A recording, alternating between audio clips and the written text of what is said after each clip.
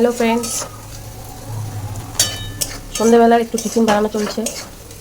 বাড়িতে কোনো সবজি ছিল না, তাই একটু আলু পেঁয়াজ লঙ্কা টঙ্কা দিয়ে হালকা করে একটু চাউমিন করে দিচ্ছে।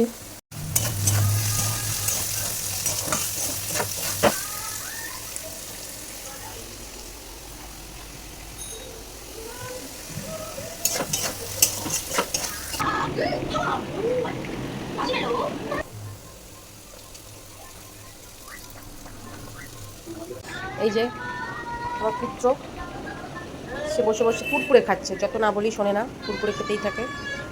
পড়াশোনা হয়ে গেছে তার। হাতটা ধুয়ে এসো, যাও। না, হাতটা ধুয়ে এসো। নাও,